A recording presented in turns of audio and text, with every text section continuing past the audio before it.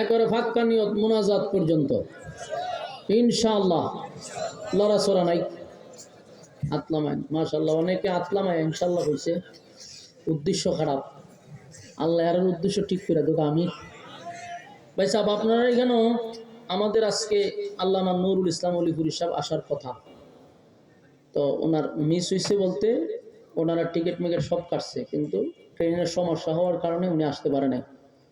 তো বহুত বড় এক নিয়ামত আমরা হারাইছি, ঠিক না? তো ট্রেনের ইঞ্জিন বলে নষ্ট হয়ে গেছে, এটা ইঞ্জিন নষ্ট হয়েছে না, আমরা কপাল খারাপ।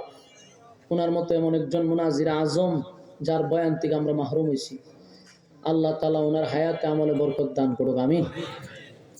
এরপর আপনাদের এখানে বাংলাদেশের উল্লেখযোগ্য উলামায়ে কেরাম বয়ান করছে। কিছুক্ষণ আগে আল্লামা ফরিদউদ্দিন আল মোবারক সাহেব, খুব প্রবীণ একজন আলেম ওয়াইজ, উনি আপনাদের সামনে কথা বলেছেন।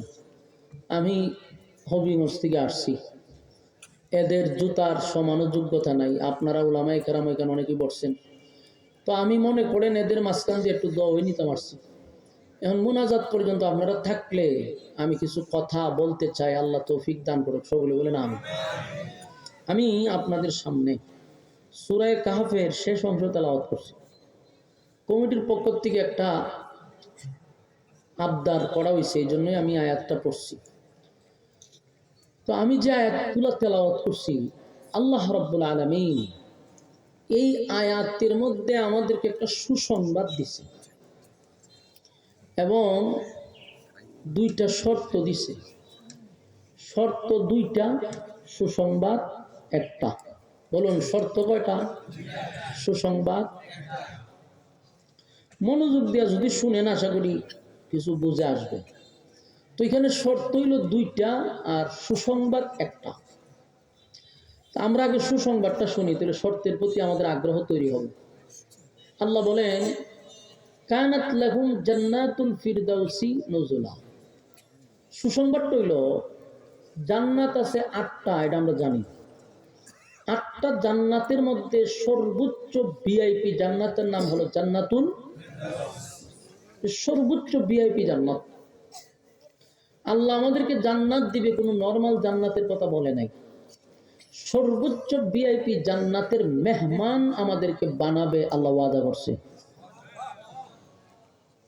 আল্লাহর ওয়াদা আর ডক্টর ইউনূসের ওয়াদা কি এক? এটা মাথায় রাখতে হবে। উনি দেশের প্রধান আর আল্লাহ তাআলা এই কুল কায়নাতের প্রধান। তো আল্লাহ যে ওয়াদা করছে এটা তো ডক্টর ইউনূসের ওয়াদা না।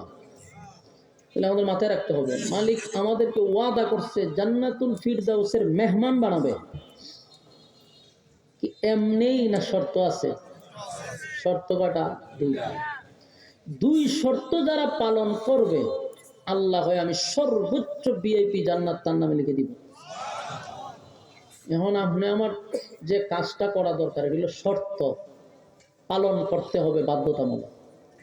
জান্নাত পাওয়ার জন্য অবশ্যই শর্ত আছে, দুনিয়া পাওয়ার জন্য কোনো শর্ত নাই।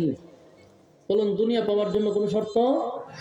জান্নাত পাওয়ার জন্য অবশ্যই শর্ত আছে, শুধু শর্ত না, অবশ্যই শর্ত। আর দুনিয়া পাওয়ার জন্য কোনো শর্ত নেই। দুনিয়া পাওয়ার জন্য আপনাকে শর্ত পালন করতে হবে এরকম কোনো সিস্টেম নাই। দুনিয়া পাওয়ার জন্য যদি শর্ত থাকতো, তাহলে কি ডোনাল্ড ট্রাম্পে প্রেসিডেন্ট হইতে পারত? এরা দুনিয়া পাইতো?